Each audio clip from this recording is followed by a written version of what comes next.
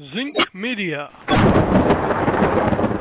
Feel the power of knowledge. We hold these truths to be self-evident that all men are created equal, that they are endowed by their Creator with certain of human rights, and among these are life, liberty, and the pursuit of happiness.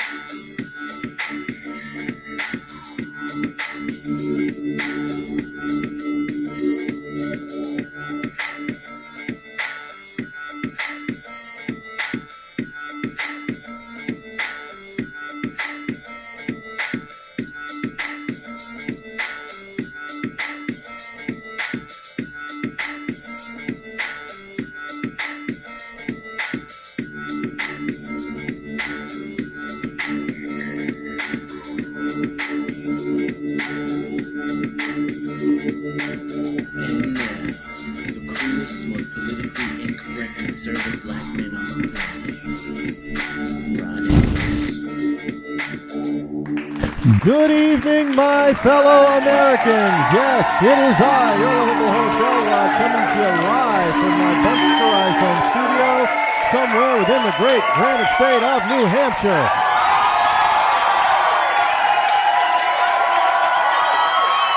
Yes, indeed, we are live. It is Tuesday, March the 12th in the year of our Lord of 2013. And we are rocking on. We are rocking on. Folks, it is a special day here today because today marks the 4-year anniversary since the Rod Eccles Show started. Yes, back in 2009. 2009 is when I started, and it was basically I was looking for a way to blog without beating my my keypad to death, because I was not I was blogging, and I was frustrated and not happy and rather angry about the direction that our country was taking. And I've been blogging before then, but this day I just decided, well, you know what? I'm going to end up taking my frustrations out on my computer if I do not do something and find another way. I thought, well, maybe, if I could just have an audio blog. Because at the time, I think audio blogs were, people were starting to, they weren't doing video blogs yet. But some people were doing audio blogs where they were just, instead of writing, they would post it with audio. So I went looking for a way to do it because I had no clue how you did that. I mean, I didn't realize I could have just downloaded something called Audacity and just talked my brains out and then just posted it up. So I do what I always do and stuff like that. I start to research, and with the internet, it's easy to research. You Google it, and at the time you MSN'd it. I don't think Bing was around. Was Bing there? I don't think Bing was Bing yet. And you Yahoo it, and you get the information, and lo and behold, something called Blog Talk Radio popped up during my search and my investigation, if you will. And I looked into Blog Talk Radio, and at the time of its service to broadcast was free. I think you could get up to 2 hours at that time was free. I think 3 hours or something, there was a minimal cost. But I think most people did the 1 or 2 hour format, and it was free. So I think my very first show, technically on the 12th, I do believe, was a test show for about 10 or 15 minutes, just to see if I understood it and could do it. And the next day, I did a full hour. And within a few days, within a week or two, I had my first call. Now, I'm a person that I'm not afraid to talk to people. I know how to talk to people. And but I'd never done live radio before. So I was a rank amateur at it. And it's kind of amazing how one can progress by just simply doing something over and over again. And I started to be recognized in the blog talk sphere. Within 6 months, I was co-hosting a second blog talk show with Sage Cook. And Sage Cook was a well-known radio personality out of Las Vegas, Nevada, and Texas at the time. And we did a co-hosting duties for a particular show, and I did another co-hosting job with, I do believe, I think it was Carrie Shelton, somebody from the CB Media Network. We did a co-host. I did a lot of fill-ins. Dan Clements was one that I was a guest host on, and there were a couple other shows. So all within a year's time, I not only had my own show and went from 1 hour to 2 hours, by the way, but I was guest hosting on a myriad of a number of shows. I was co-hosting up to 2 other shows at one time. I mean, I was just ridiculously going gangbusters with this, and my website also went live, and I just started becoming very popular. And then what people often do, you start making a few missteps, and one of those was leaving Blog Talk for another network.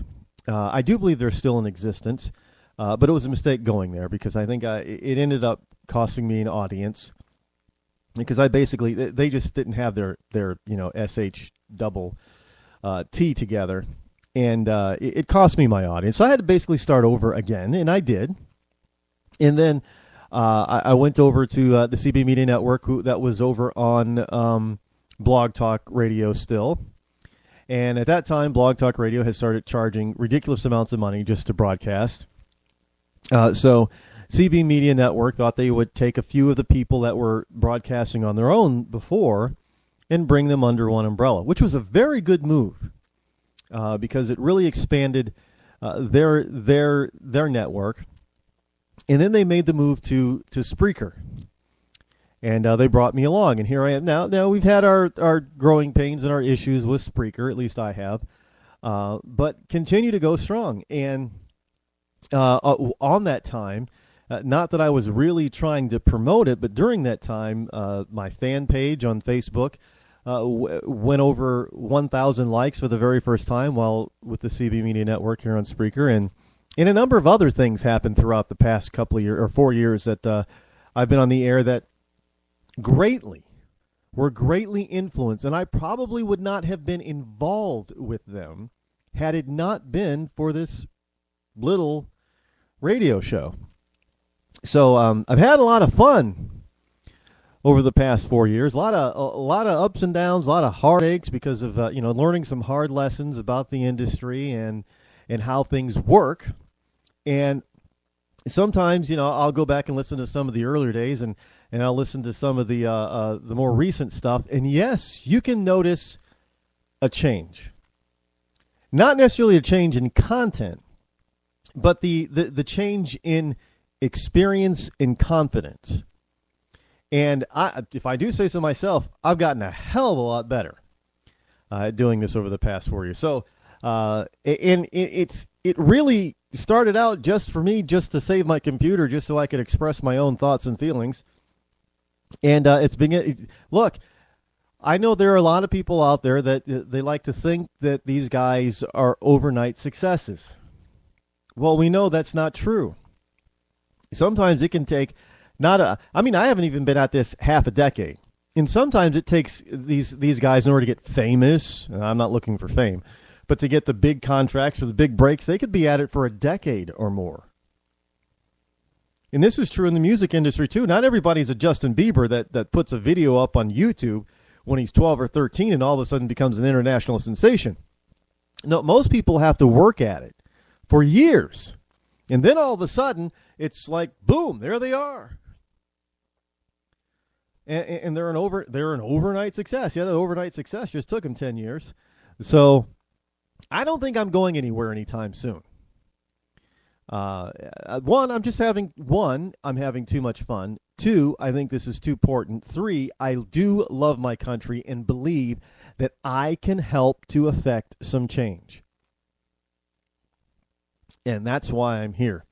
And you know, I know I really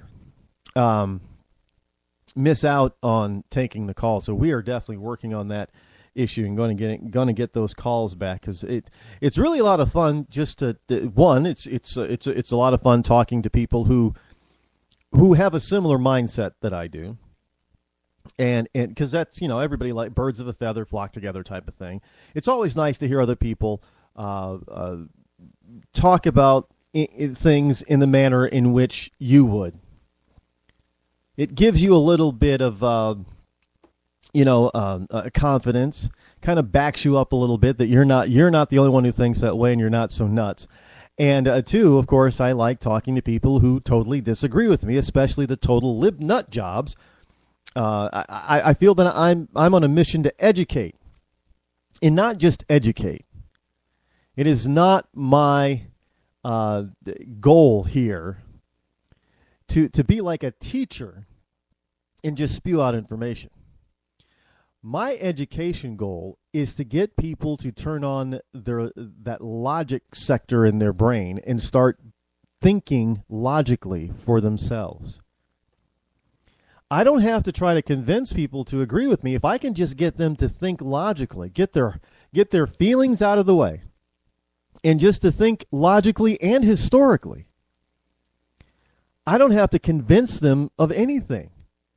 They convince themselves. You know the old saying, and it's still true, a man convinced against his will is of the same opinion still. So I'm not here to try to bludgeon people. I know liberals try to do that.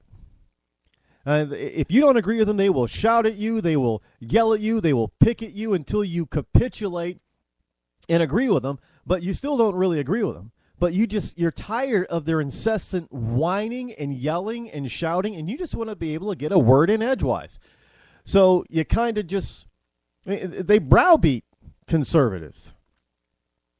But conservatives still think the way they think. Well, that's kind of changing. You got a bunch of, neocon Republicans that think that maybe we should become more liberal. But they're not getting it, that if they were to go the opposite direction, become more conservative, they'd win more elections. So I'm not here to bludgeon or berate somebody into believing me. I'm here to get them to turn on their thinking caps and think for themselves and stop buying all the sound bites. That's one thing that really gets me, is when a person says that they have staunch beliefs in liberalism, and all they do is shout at you with a bunch of sound bites. Okay, please expand, if you will, on that sound bite. And they can't do it. Which tells me, one, they're not thinking for themselves, and they're just repeating a bunch of nonsense of what somebody else said. So my job is just to get you to think. Think for yourself. Think freely. God gave us all a brain, so everybody should be able to use it. I have no fear about letting people think for themselves, as liberals do, because I happen to know that if you do think for yourself, and you actually think, and you think logically and historically, you will start to agree with me. Oh, sure, we'll always find some differences on the micro, the minute details, but the overall ideas and ideals, the macro, we will agree on. I've said this time and time again. The founding fathers, man, they did not agree on the micro. I mean, sometimes they could have been bitter enemies, and we see in our history of the United States that that we've had some of our founding fathers and early political people who got into fist fights and armed duels. Yes, that. But the whole point is that most of them agreed on the macro. They agreed on the overall picture of what freedom is and what freedom should be and how they wanted the country to be set up. there wasn't a lot of what we call compromise. Yes, there was some, but there wasn't a whole heck of a lot of. If you go back and read all the founding fathers' letters, the Federalist Papers, all that kind of stuff, and you read their speeches and you see how they governed once they were elected to office and that kind of stuff, you will find out and you will see a pattern that most of them agreed on the macro of how this country should be. But yeah, sometimes they vehemently agreed on the micro. There's nothing wrong with that. And just because two Republicans disagree on the micro part of how we achieve the macro, that doesn't mean that the party is trying to split itself in two. When it's starting to split itself in two is when you get the macro that changes. Now, we've got the centrists, like John McCain and John Bonner of the Republican Party. They have one macro view. That we should be centrist, middle of the road. A little bit wimpy. And then you've got now we call them the new blood. You got people like Rand Paul, who are of the macro mindset. No, the founding fathers knew exactly what they were doing. It worked for 150 years without the meddling of liberals. And now you want to turn it into something that is totally different and alien to what our founding fathers set up. No, that's where the friction is coming from. Because they're bumping the macro. So, yeah, you could say that we've got three political parties right now in our country. We've got three viable political parties. The problem is that the Republican Party makes up two of them. And the Democrats aren't yet split. Hell, the extreme leftists are so happy that they got their guy reelected. I mean, I don't know. I think the only way that the leftists would have been happier is if they could have elected Hugo Chavez as president of the U.S. Well, we have somebody that's similar to that in the U.S. Didn't he go for the Green Party? Ralph Nader. The extreme left would be absolutely They would probably, if Ralph Nader was elected president of the United States, the extreme fringe of the left wing, they would be partying for the next 4 years. They would be inebriated in a myriad number of drugs, not limited to alcohol and pot, marijuana. Marijuana, for those of you in Rush Limbaugh's Rio Linda. Cannabis. They would be they'd probably bring back things like LSD and stuff. I'm not joking. If they could get him elected to president for 4 years in the United States of America, they would be ecstatic. Now, the rest of us who know better and who do admire and love and enjoy freedom, we would be devastated. And psychologists and psychiatrists would probably would not have better business times. Because there would probably be more Americans on antidepressant drugs than any other if Nader were ever to be elected. I'm surprised that we're not. Well, we hear him talk about mental health all the time. So who knows? We are the most medicated society in history. United States today. We're talking about everybody's got to have health care. Well, evidently people are getting in certain kinds. People are getting too much health care. Well, we got people. I mean, it is so bad that if our child, especially our sons, our boys, cannot keep their legs from fidgeting when they're in the 5th grade sitting at their desk, we want to go out there and start giving them Ritalin and other ADHD drugs. And we know they have long-term negative effects on that kind of stuff. Hey, we know this too, that boys are meant to fidget. They can't sit still for very long periods of time. And so what do the liberals want to do? They want to make the school day longer. Okay, nothing wrong with that, but they want to make the blocks, what they call them blocks, educational blocks. They want to make those longer. Well, we also know this to be true, that when you study, When you study, you remember more at the beginning and at the end of your study time. So you have a harder time remembering all that stuff in the middle. And I think that, they did this study, and it was for 30 minutes, and I can't remember where this was, but I remember this when I was in college. Because they were telling us to study in shorter blocks back then. And this was flying in the face of kids that were trying to study for, bar exams and law school. Because, I was going to the legal field. And early on, I had a college professor that was trying to impress upon us short study blocks. He said, throw out the all-nighters, forget the long hours of study in the library. He said, do the short stuff. Do not ever study for more than 30 minutes at a time. And he brought out these studies at the time that were showing that you remembered more at the beginning and the end of your study time. So if you shortened your study time, if you remembered more in the first 10 minutes than the last 10 minutes, that means that the middle 10 minutes, if you studied for 30 minutes, was going to be a haze. But you would remember the other 20 minutes. But if you studied for an hour, you're still going to remember the first 10 minutes and the last 10 minutes. Difference is what? Now you've got 40 minutes in between that's going to be a haze. And you're going to end up going back to restudy that 40 minutes. He said, don't do that.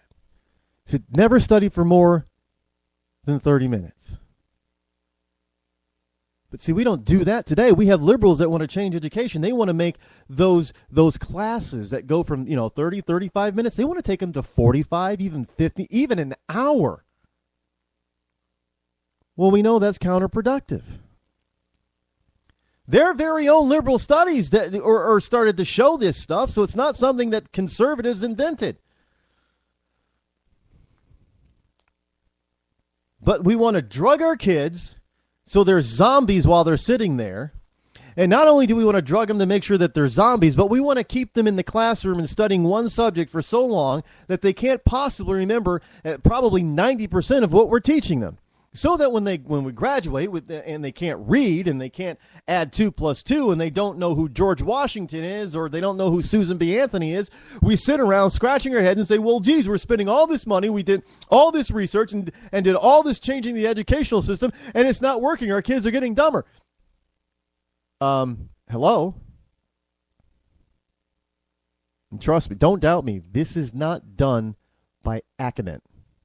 I know that's accident for you people in Rush Limbaugh's Rio Linda.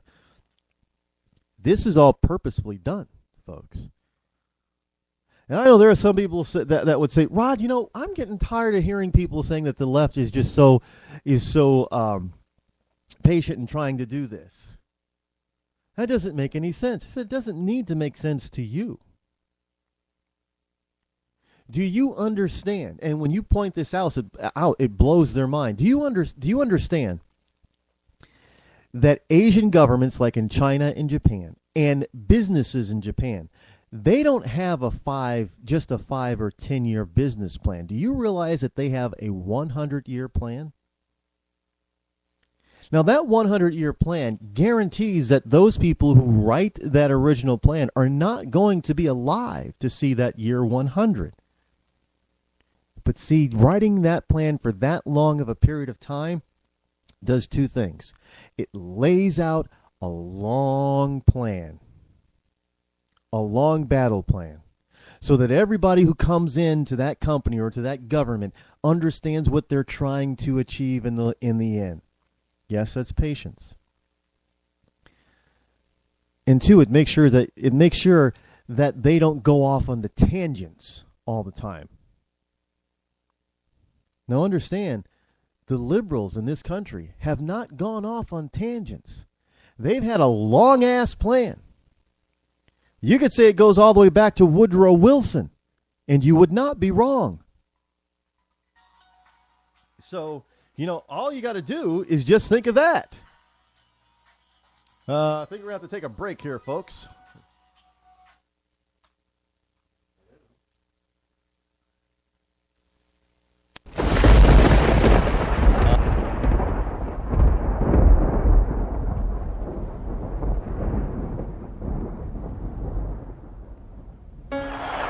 Today is a special day.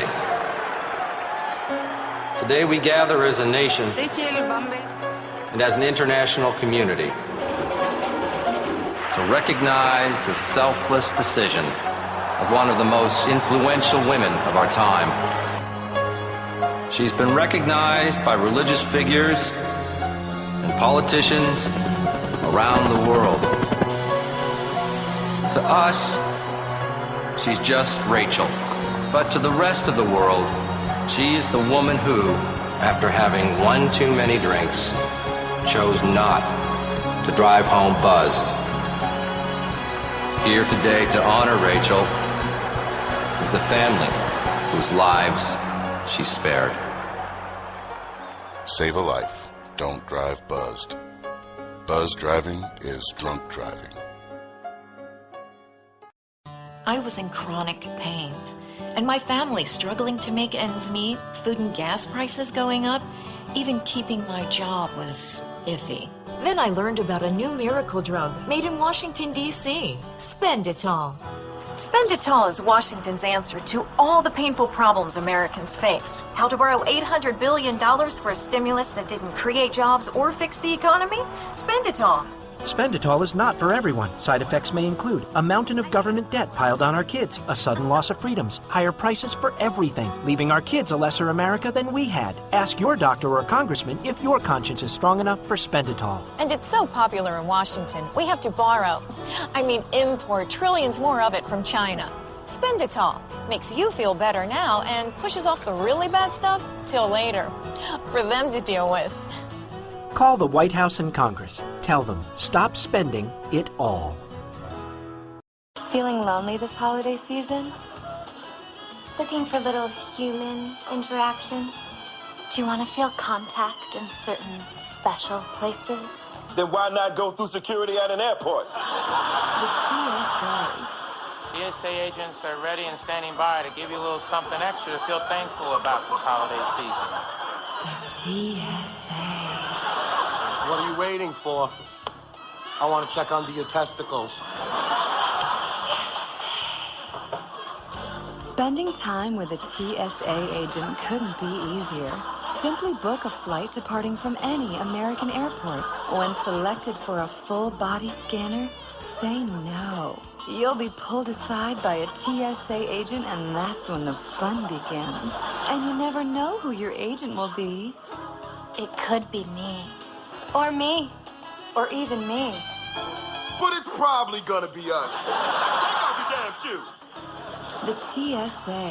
It's our business to touch yours.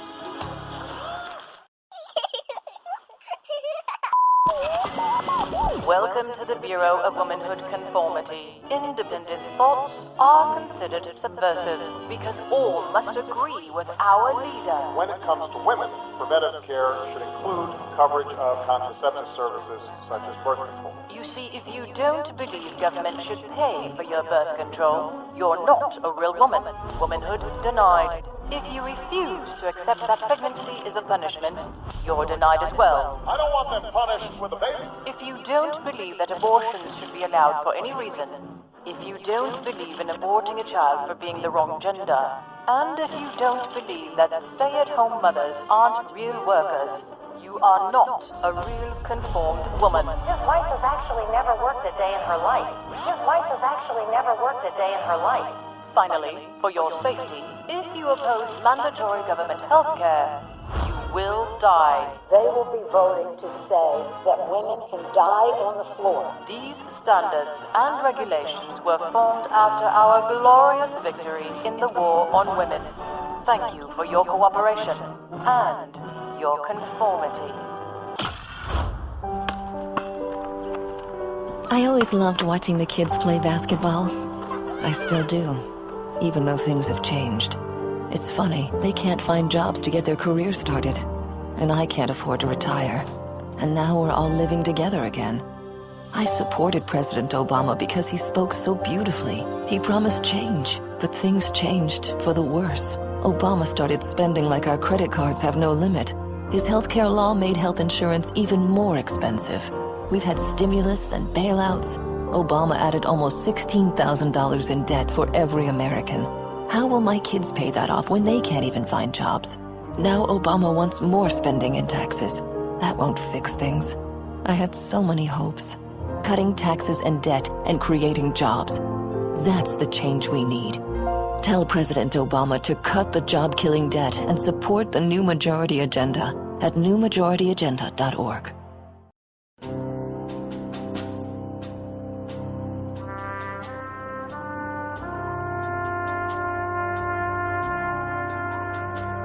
From Iraq and Afghanistan, our brave warriors are coming home, wounded. Some with wounds you can see, some with wounds you can't see. Wounded Warrior Project was created to support our men and women coming off the battlefield.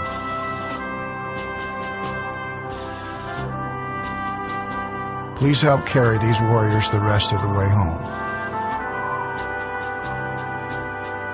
Get involved at woundedwarriorproject.org.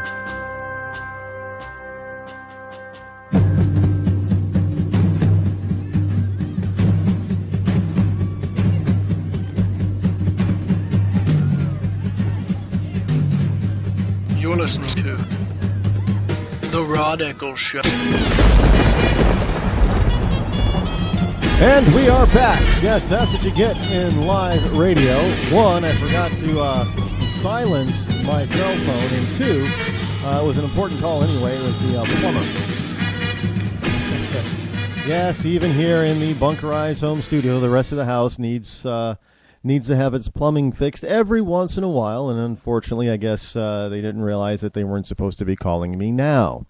But so it's a good thing that I didn't turn off the ringer and it didn't go to voicemail, and I was able to go to break and just quickly take the call and arrange for the appointment, if you will, tomorrow.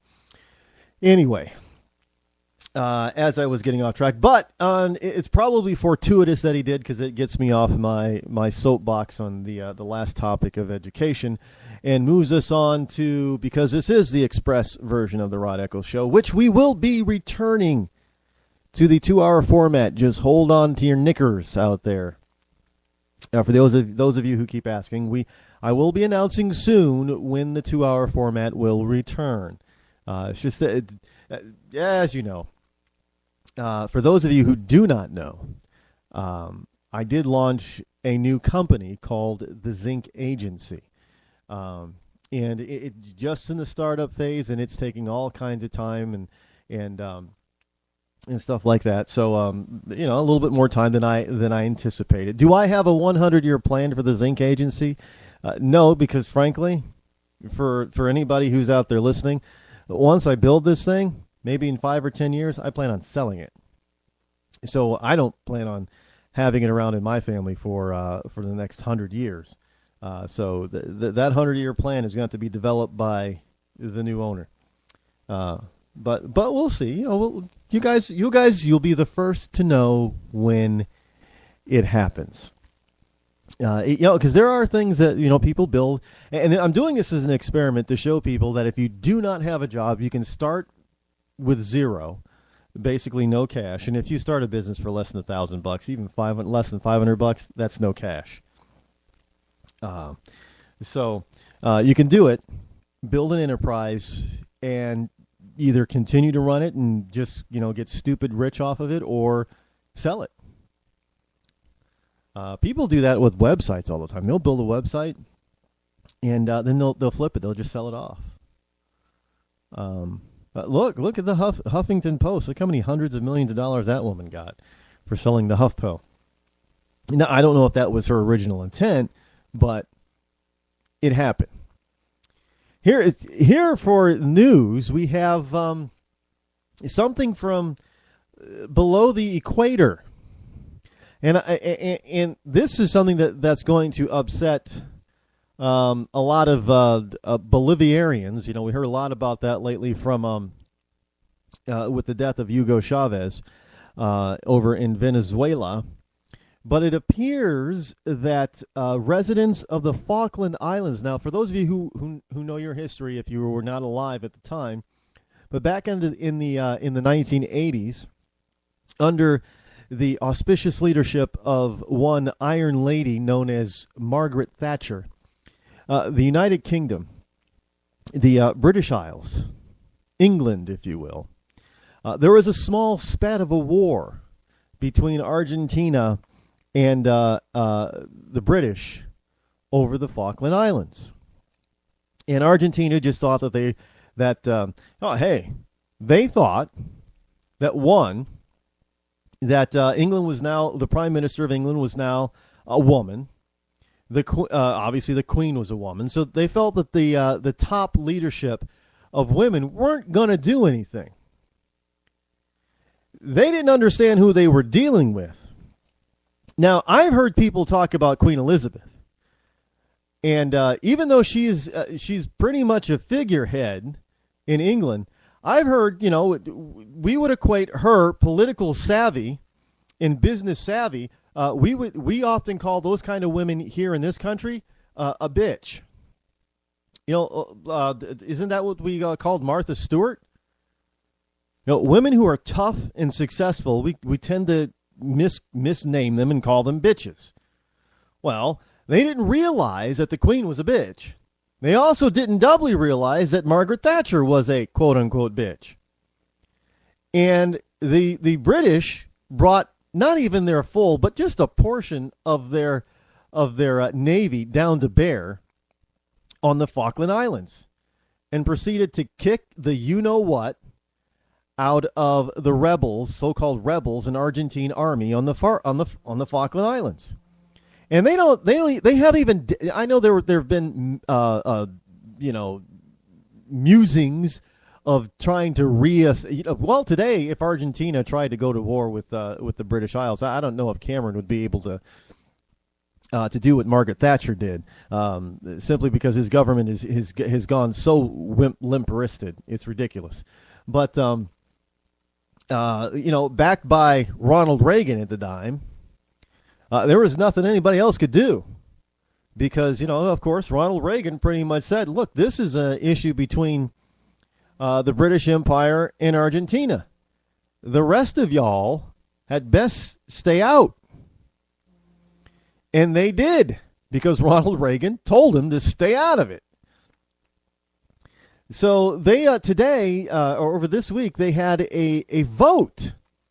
And residents of the Falkland Islands, who are not all what we would consider to be, they are British subjects, obviously, but you would think that, well, maybe they're Argentinian.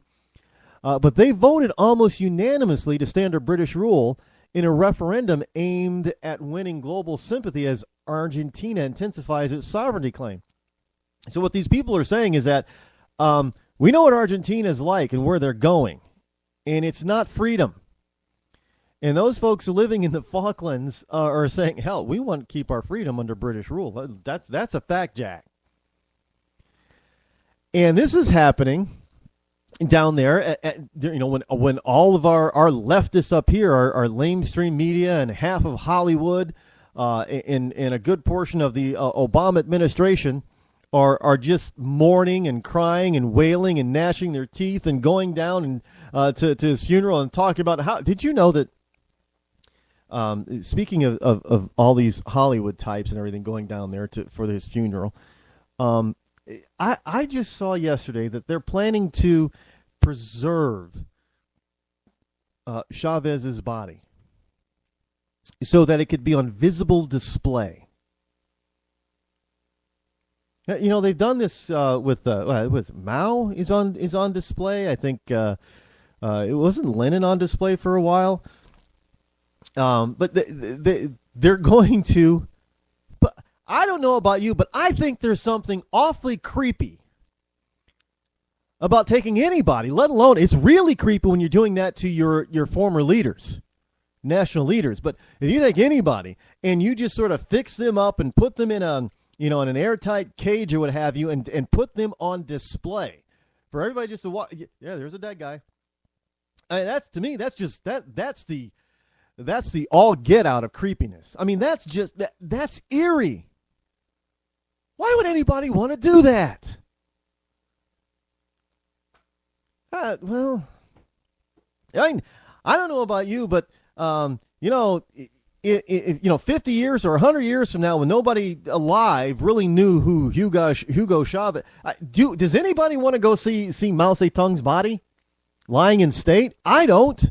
That's gross. Well, it's doable because they're doing it, and I guess they want to do that with good old Hugo. Well, the official count on Monday showed that 99.8% of islanders voted in favor of remaining a British overseas territory in a 2-day poll, which, of course, was rejected by Argentina as a meaningless publicity stunt. There are only 3 no votes out of about 1,500 cast. So, evidently it's not meaningless if those people don't want to be a part of Argentina. So I think that would also be something of a back stiffener for many of the limp-wristed British leadership in British government. Look, you got people down there that want your protection. They want to remain British subjects. You're just going to turn them over to some other country that's going to enslave them, pretty much. So, good for them. There is a vote for freedom. Surprised, but there you have it. Falkland Islands want to, by a vote in a poll, want to remain by basically a 100% vote. Three no's to over 1,500 yays. That's pretty much 100%.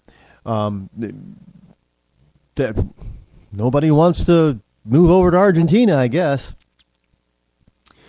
Back stateside, however, now I want y'all to listen to this. Listen to this closely and listen to it carefully, especially if you're a liberal. Because, you got to understand that we have to get spending under control. Now, there aren't many who are outside of the whack nut job liberals who, even the liberals who can be somewhat reasonable, do understand that we just can't spend willy-nilly. Nobody can. Not even the great United States. It just doesn't make any economic sense to do that. But Obama has said, and I quote, "Balanced budget just for the sake of balance is not the goal." A balanced budget should be the goal of government. You should balance your income with your outgo. Everybody else does. Now listen to this. Balancing the budget is not his goal. Well, if we have a balanced budget and the economy is booming, what does that mean? That means that there are fewer people getting government assistance, correct? If people are working, they're earning a fair wage, and the economy is good, that means fewer people getting government assistance in the form of welfare and food stamps and a bunch of other different government programs. So that means if there are fewer people using that stuff, that means the cost of government should come down. At the same time, because you have all these people now not taking from the government, but giving back to the government in the form of taxes, that means governmental income does what? Goes up. So there's a point when that can begin to do what? Balance. The president says he doesn't care about balance. That he's going to spend, no matter how many people need government assistance. So if that number just falls to, for instance, if that number falls to a record low, president says he's not going to bother balancing the budget. It's not his goal. So if the actual real cost of government goes into the basement because nobody's using government assistance programs. President's goal is it's not my goal to balance the budget. We're going to cut government spending. We're going to increase it. Well, we don't need to increase it. We're going to increase it anyway. He said that. Now, on the other end of the political scale, Ryan's budget, Representative Paul Ryan, takes aim at the Democratic spending plans. And here he's using that analogy. And he's basically saying, let's cap government spending at around 19 or 20% GDP, gross domestic product. In other words, because right now we're spending at about a little over 24% GDP. That's danger zone. And we have a lot of economic historians and experts that say that roughly a government should spend somewhere between 18 to 20%, no more than 20% of its annual budget as a reference to the GDP. So at 19%, a little over, I think it was 19.1%, is what Ryan was coming out to saying, that he was going to have the government capped at spending. So that means in order to balance things out, we're going to have people get off the public, not force them off, but help people get off the public dole so they have real jobs, so they're paying taxes, so they're contributing back to society and to the government, to the Treasury. They're making deposits to the Treasury instead of withdrawals. See, a taxpayer makes a deposit. A dependent makes a withdrawal. Now, that withdrawal, again, could be in the form of welfare or food stamps or housing assistance or a myriad of other different programs that the federal and state governments all have. But if you take them off from that withdrawal line, you take them out of that withdrawal line and put them in a deposit line, it means that they have a job, they're making enough money where they can contribute and pay taxes. That's what Ryan wants. Understand this, folks. That is not what the president wants, and he just said it. Ryan says he wants people to work. The president says he doesn't care about that. He just wants government to grow.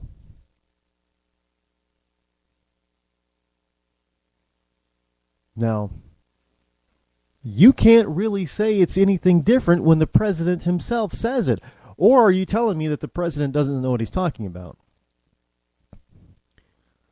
Well, that's probably true, but there's no way a lefty's ever going to say that. One or the other. Either he knows what he's saying and he's being shrewd about it, or he's an idiot, a dunce, and doesn't know what he's saying and has no clue. Could be both. But for the sake of simplicity, you can't confuse a liberal that way, because you'll put them, their heads will spin. If you try to get a liberal to think while they're still in their touchy-feely mood, while they're still trying to think with their heart, their head will spin like in The Exorcist. They won't be able to comprehend, and they'll just they'll start foaming at the mouth at you. I mean, seriously, I'm telling you, this is what you got to do with liberals. You have to get them to turn off their heart, if you will, and turn on their brain. Because if you don't, all they're going to do is froth at the mouth. They're going to look like something that has what's the thing that animals get? Dogs, rabies. They'll look like they have they have rabies or something, and they'll be gnashing at you and shouting and screaming and frothing at the mouth and all that kind of stuff. Here's something from CBC's from the CDNRollCall.com. Congressional Black Caucus chairwoman Marcia Fudge Yes, F-U-D-G-E. She's escalating her campaign to urge President Obama to pick African Americans for his cabinet. Publicly releasing a letter that slams the first black president for a lack of diversity among his closest advisors. So basically what she just said, for all you people who want to call those of us on the right side of the political aisle racist, the president's racist. First black president doesn't like blacks.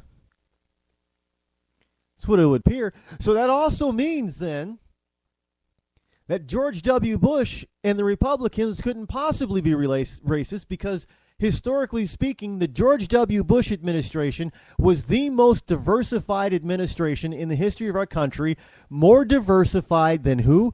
Oh, the first real black president, Bill Clinton. Yes. You know, I've named off, I don't know how many times, the number of firsts that Republicans have had. And Democrats had plenty of time to do this, but they didn't. I'm talking after 1965, when supposedly everything shifted and Republicans became filled with racists and Democrats became filled with loving and peaceful and non-racial people. And they haven't done it. And now we have a black president who isn't doing it. Now, I don't know about you, but don't you just find that a little bit disconcerting? You got a bunch of people on the left calling everybody on the right racist, and yet the very person the antithesis of racism, the very person who typifies anti-racialness, a black president, is being called out by other blacks for being one of the least diversified administrations in our country's history, recent history.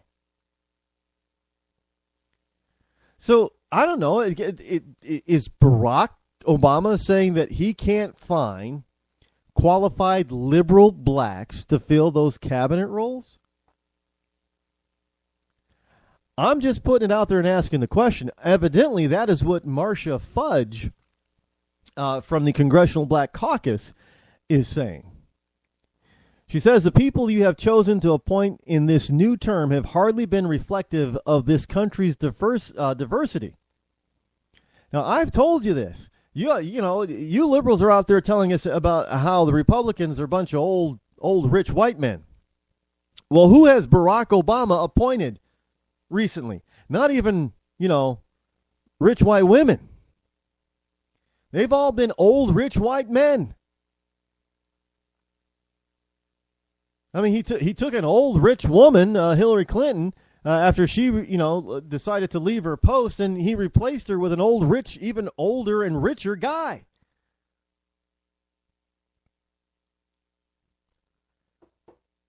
I don't. Well, it's just funny how these people do this kind of stuff. How they talk out both sides of their mouth. It's well. Yeah, I know. I was also supposed to talk about Elizabeth Warren, but that. So far, that nut job hasn't really done any damage yet, but she's just getting started. So we'll keep an eye. She's got 6 years to do it, so we'll keep an eye out on her.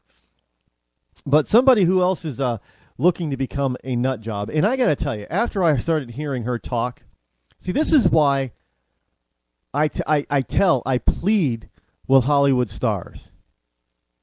Shut up. Don't get involved openly in politics. Please, don't. And quite frankly, I even tell that to conservative actors too, but mostly to liberals actors, because it really turns me off, and it's disconcerting because it gets to a point like, well, because when we see their movies and watch their television shows, we're giving them the money that they need to be idiots. And then they'll take that money and they'll turn it against us. I'm just, if you want to boycott something, it's not such a bad idea to boycott movies. Now, you probably say, well, Rod, you say don't boycott because it harms a little person in that business. But see, Hollywood is different because everybody doesn't work all the time.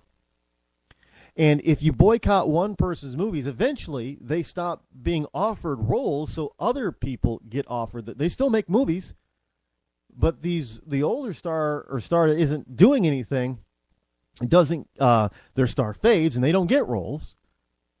And some new people come in instead of, okay, let's call a movie 100. I don't know. Movie 100. And you have a star who's a total liberal nut job. And they originally want movie 100 to be starred by this liberal nut job. But liberal nut job was such a liberal nut job that people stopped seeing his last movies. So his last two movies were total bombs. So now the producers are afraid that if liberal nut job is a star of movie 100, that movie 100 isn't going to make any money. So liberal nut job's star is dropped from movie 100 and somebody else is brought in. They still make movie 100, so all those other people who do movies are still going to get paid. But liberal nut job star isn't going to have any more money to go off and be a liberal nut job on our dime. But here's the story. Ashley Judd is really considering a Senate run and is planning to declare her candidacy.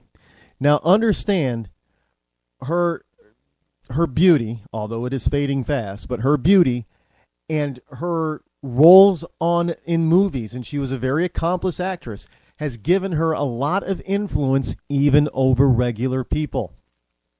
But she's a political, dangerous, leftist, activist nut job.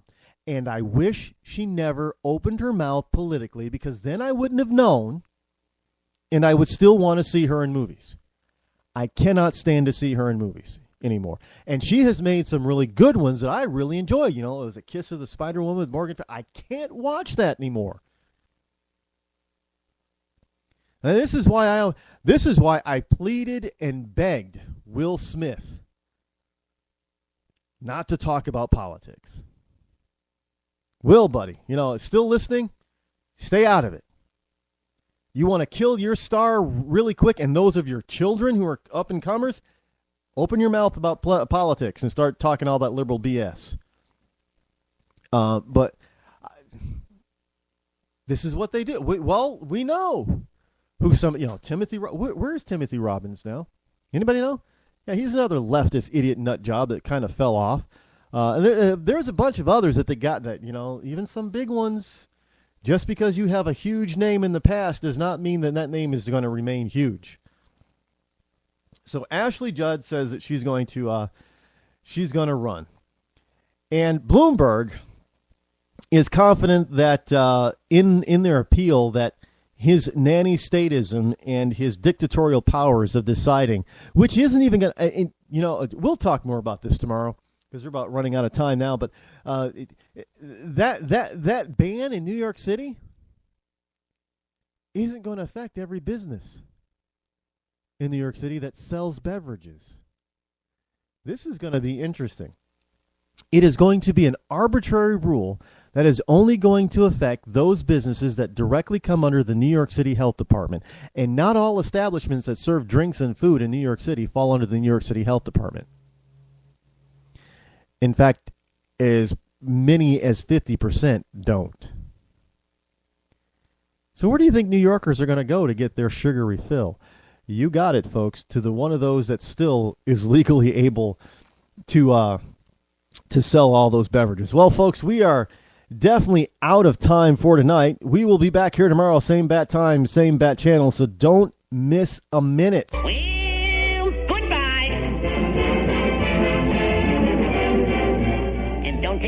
Been a little slice of heaven, because it hasn't. And tomorrow we kick off year number 5 here on the Rod Eccles Show. I am your lovable host, Rod Eccles. This has been the Rod Eccles Show Express. We'll see you tomorrow. I'm out.